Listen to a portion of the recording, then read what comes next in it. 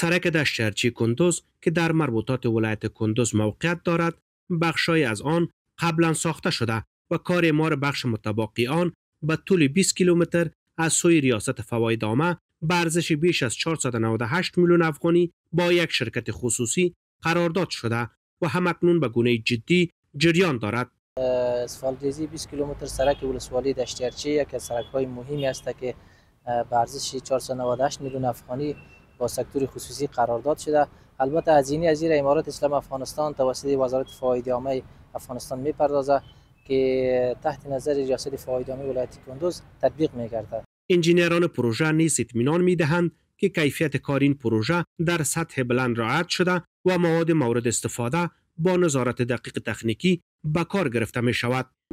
کیفیت انشالله از ما که هست که مطابق اسپک فایدامه که هست همون را ما تطبیق میکنیم و استانداردهای جهانی هست که اسریم هست طبق همون ما میریم و فعالیت خود همیشه ما او را در کنترل گرفتیم. شما دیده باشین اینمیال مواد ما از 30 کیلومتر دور به خاطر بنیاد بهبودی پروژه ما 30 کیلومتر دورتر موادی امی بیډ اندازیم که او نسبت امبیکمنت و یا سبگرید هست. دلته په دې ساحه کې نږدې دا مواد نه پیدا کېدل ځکه د کیفیت په خاطر باندې شرکت مصارف په غاړه اخیستې دي د لرې ځایه ښه کیفیت والا مواد راوړي او انشالله 100% کیفیت تطبیق کیږي.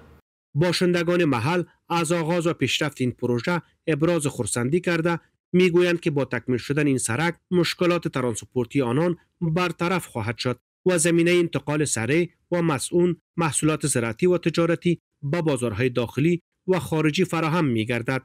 ډېر خوښ او ډېر خوشاله یو سرک جوړیږي خیر است خلکو ته ډېر سہولت ده نو خلکو ته خامخا کاروبار نور د منطقې آبادي ده خلکو ضرورت را پکېږي نو خلکو ډېر خوشاله دي په دې باندې.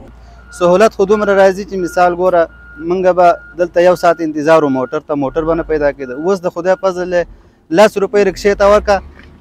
2 کیلومتر 3 کیلومتر دی به وړي هغه ځای ته رسېږي که نه پخوا به چې دا موږ موټر ته انتظار و موټر به نه پیدا کړو موټر به پیدا شو نو بیا به د 10 په ځای به زموږ نه 50 روپۍ اخیستلې. زموږ د ټولو نه غټ مشکل هم دغه سرک و چې فعلا ماشاءالله هغه د کار پرې روان دی او ډېر ښه کار روان دی په صحیح توګه باندې دا نفر چې دی هغه د چا خبره ښه په وخت باندې هر څه معلومات ورکوي او نفر شته دی دا د ډېر زموږ زیات مشکل چې و د مریضانو و چې مریضان ته ډېر سخت و دي نه د کندوز پورې وړل ډېره سخت مشکلات وو اکثره مریضان به په لاره کې ورته مشکلات و پاتې کېدل به نه به رسېدل. به گفته مسئولان این سرک ولایت کندوز را با تخار و شیرخان بندر وصل می کند و از اهمیت اقتصادی و ترانزیتی بالای برخوردار است.